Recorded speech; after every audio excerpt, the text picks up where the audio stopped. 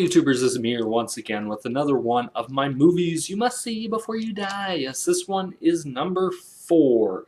Today we are looking at a film called 12 Angry Men, released April 1957. IMDb, we didn't give an exact date on it, just said April 1957. Written by Reginald Ross and directed by Sidney Lumet of fame of Serpico, Dog Day Afternoon, countless other films, but those are two I really enjoy, so that's what it is. Now this is starting in from jury numbers, so if it's not really, don't get to the famous people until the end, that's why. Stars Martin Balson, John Fedler, Lee J Cobb, F.G. Marshall, Jack Klugman, Edward Binns, Jack Warden, Henry Fonda, Joseph Sweeney, Ed Begley, Yuri Voskovich, Robert Weber. Plot for this movie is a dissenting juror in a murder trial slowly manages to convince the others in the case is not obviously as clear as it seemed in court. Now, this is a movie that tackles a lot of issues in this film. It talks about social, economic, discrimination, stereotypes, all that stuff, and age is another one. So it starts off with the judge pretty much telling the jury, describing the trial, outlining it, and if they find the kid guilty, that he's going to get sent to the electric chair and everything. So it's a very big case. This also gives a very powerful performance by not only Henry Fonda, but it also gives a very powerful performance from Lee J Cobb from On the Waterfront and a movie with Clint Eastwood called Klugen's Bluff, which is a great film. Ed Begley Sr. did this movie, did a bunch of others, also did Hang 'em High with Eastwood, so all that. Martin Balsam did Cape Fear with Gregory Peck and Robert Mitchum, which is one of my all-time favorite movies. Now, memorable scenes from this movie is, there's a few of them, didn't have to really write them down because I actually remember quite a lot of this movie. It really did stick with me. They're sitting there and Lee J. Cobb's talking about kids and he's talking about his son and he's like, when my kid was 8 or 9 years old, I seen him ran away from a fight. I was so disgusted or embarrassed, it made me want to puke. And so I made a man out of him. And then one day we had a fight and he knocked him out pretty much and all that, and he said I hasn't seen him in a few years. And it really showed how times were changing, because Lee J. Cobb says, when I was a kid, I called my father sir, and all that. And then Henry Fonda replies, most people don't need to call their father sir.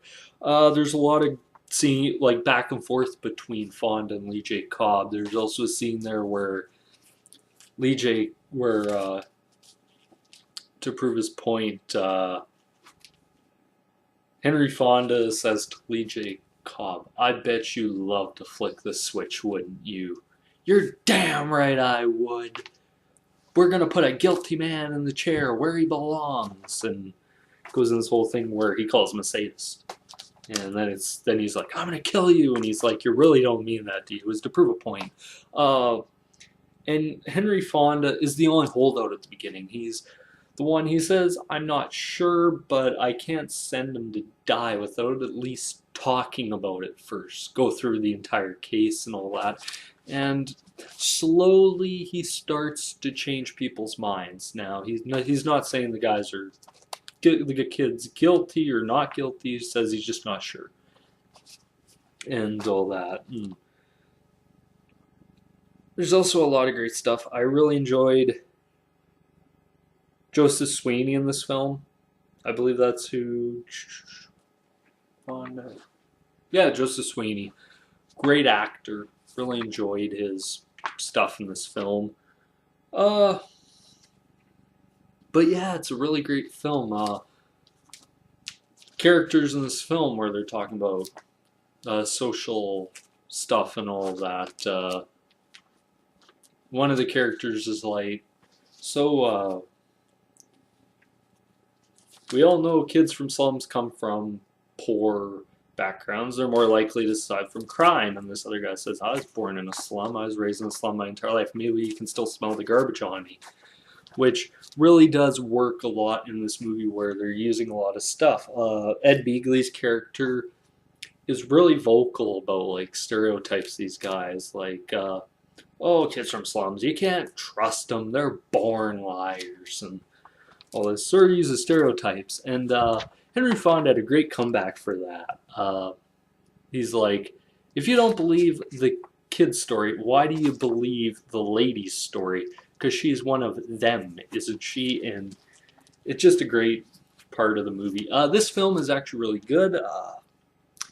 Stuff at the end, it's like he convinced everything. Ed Begley's character, as it goes on, you don't hear from much. Because eventually he gets pretty much black sheeped from the entire group of the film. It really worked out well to see how it is. Now, movie 101 is if there's a guy in a white suit, he's automatically the hero.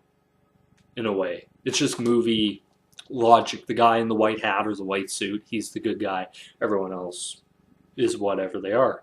But I love that, just the back and forth between J Cobb and Ed Begley, and you have all this infighting and all these stuff they're working through, but by the end they decide like the lady couldn't have seen him do it and all this. But anyway, yeah, that's my thoughts. If I had to give it a grade out of 10,